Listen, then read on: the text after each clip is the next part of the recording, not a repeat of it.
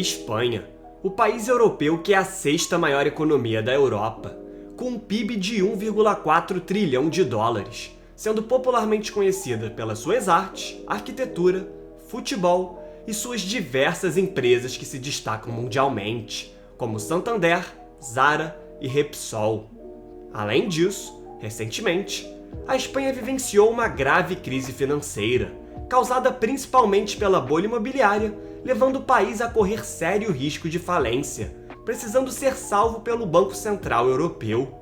No entanto, quando se fala da Espanha hoje, não se imaginava que até 2007 o país era um dos mais prósperos do continente europeu e estava em um período de alto otimismo econômico. Todavia, com o cenário conturbado mundialmente, a Espanha parece estar novamente caminhando para uma inevitável falência. E nesse vídeo, vamos entender como a Espanha corre um sério risco de entrar em colapso, além de mencionar seus desafios para o futuro. Para entender a história da Espanha moderna, primeiro precisamos olhar para a situação do país em 1975, após a morte do ditador Francisco Franco, que governou a nação por 36 anos, em um regime marcado por uma repressão brutal na parte social e adaptável na parte econômica, com um início ruim devido ao excesso de isolacionismo e posteriormente a prosperidade econômica a partir do fim da década de 50, com a estabilização econômica e reformas liberalizantes. Naquele momento, terminava o milagre econômico espanhol, onde a Espanha cresceu anualmente em média 7,1% entre 1961 e 1974, impulsionado por reformas governamentais e o crescimento dos vizinhos europeus, junto a um fluxo de investimentos estrangeiros no país, que contribuíram para o desenvolvimento espanhol e de sua indústria, mas notoriamente automotiva, o que fez com que a Espanha seja até hoje um dos principais produtores de carros mundialmente. Com o fim da ditadura franquista, a Espanha passou por uma conturbada transição para a democracia, adotando novamente o regime de monarquia constitucional. E essa transição foi muito turbulenta, pois entre 1975 e 1984, o crescimento do PIB foi 3 vezes menor em comparação ao período do milagre, principalmente devido à queda da produtividade, as duas crises do petróleo nos anos 70, época em que a Espanha importava 70% de sua energia, aumento do custo de mão de obra e o constante crescimento do êxodo rural, mesmo em um cenário adverso para o mercado trabalhista nas grandes cidades. E esses fatores contribuíram para um aumento de um problema que persegue os espanhóis desde então, o desemprego. Contudo, a mudança para a democracia pavimentou um caminho para a Espanha se envolver mais com o resto do continente, entrando para a Comunidade Europeia em 1986, a precursora da União Europeia, e posteriormente adotou o euro visando melhores ligações comerciais, que eram vitais para a economia espanhola. E o acesso ao crédito barato e a estabilidade do euro ofereceram uma chance de elevar a economia espanhola aos padrões do resto da Europa Ocidental, com o apoio dos vizinhos mais ricos, especialmente a Alemanha, França e o Reino Unido. Além disso, a Espanha se beneficiou imensamente da ajuda de fundos da União Europeia para o desenvolvimento de infraestrutura, obtendo a segunda maior rede ferroviária de alta velocidade do mundo, atrás apenas da China, além de alguns dos portos mais movimentados do planeta, como o de Valência, por exemplo.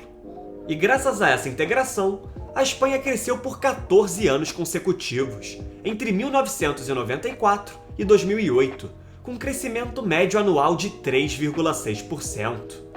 E esse rápido crescimento fez a Espanha se aproximar das principais economias da União Europeia e ser considerada uma possível substituta no papel de liderança exercido pelos principais países do bloco, como da França e da Alemanha, atraindo posteriormente quantidades significativas de investimentos, tanto nacionais como estrangeiros.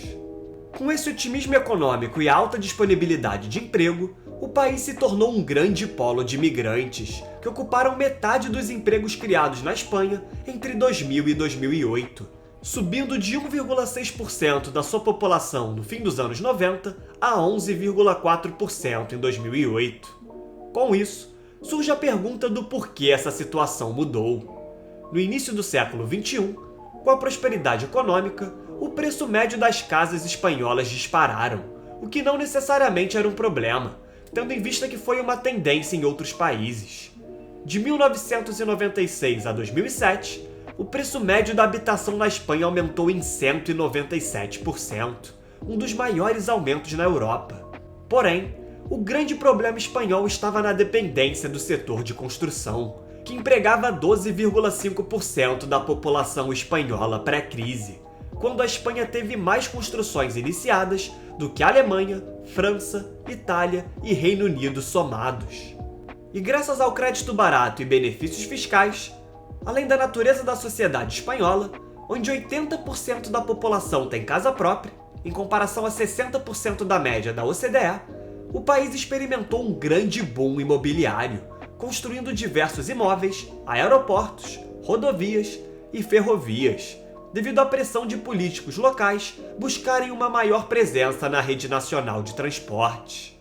Entretanto, muitas construções não tinham a demanda necessária, e com isso, algumas cidades se tornaram cidades fantasmas, e obras de infraestrutura se tornaram grandes elefantes brancos, como o aeroporto de Castellón, por exemplo, que demorou 4 anos para ter o primeiro pouso de avião. E essas obras tornaram-se grandes símbolos da crise financeira espanhola.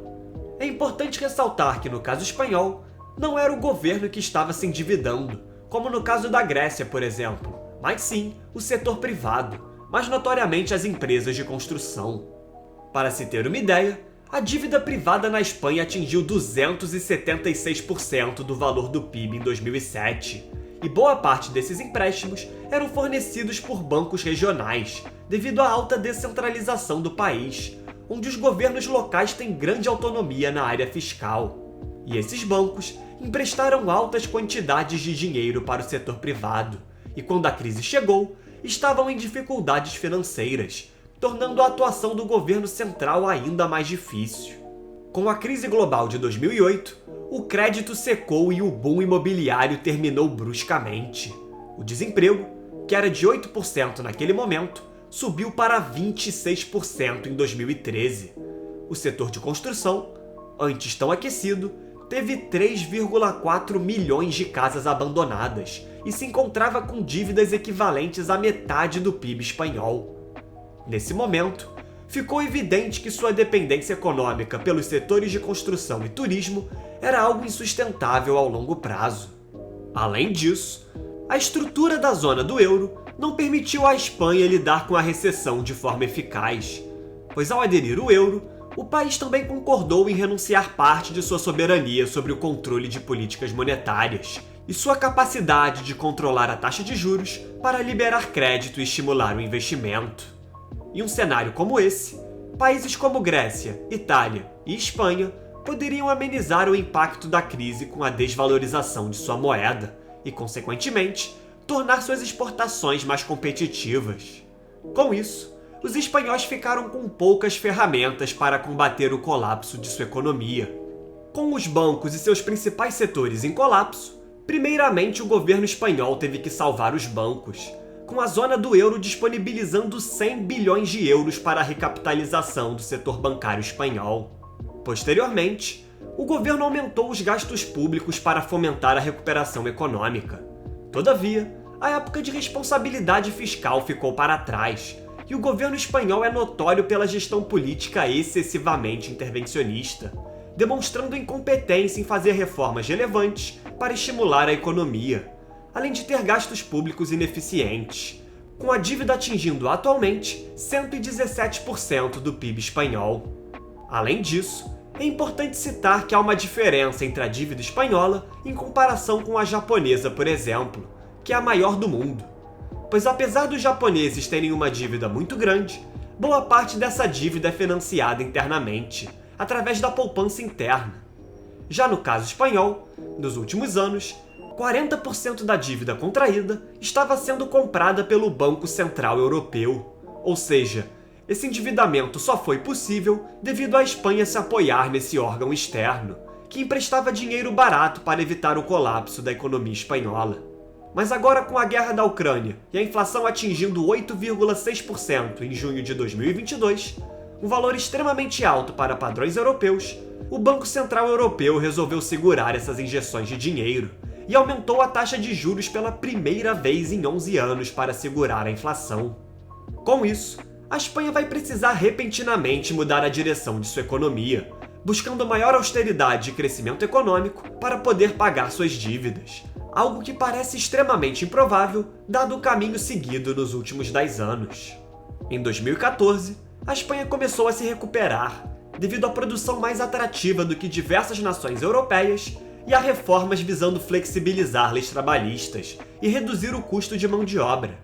Essas medidas tiveram algum sucesso, mas ainda assim, é muito caro contratar um empregado no país, que conta com 25,1% de trabalhadores temporários, a maior taxa da Europa, muito à frente à média da União Europeia de 14%.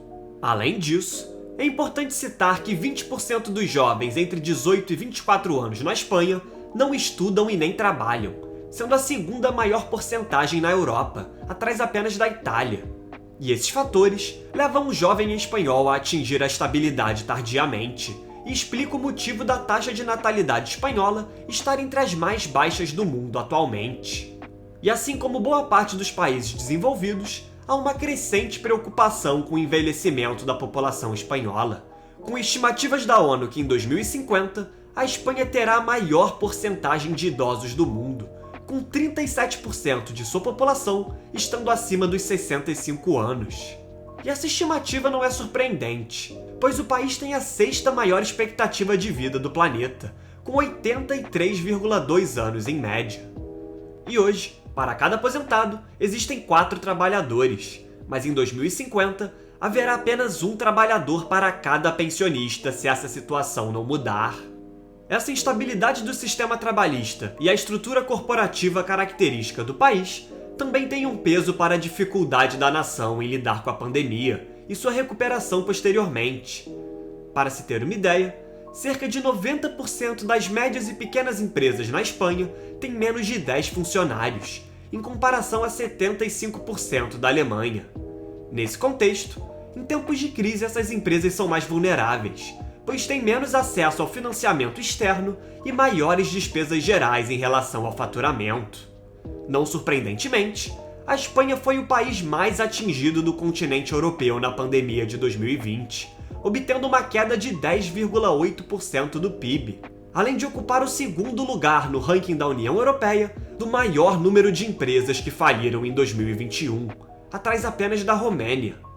Portanto, o futuro para a Espanha indica um caminho difícil, pois mesmo com a recuperação da economia pós-2014, o país enfrenta graves limitações internas que ameaçam seu futuro.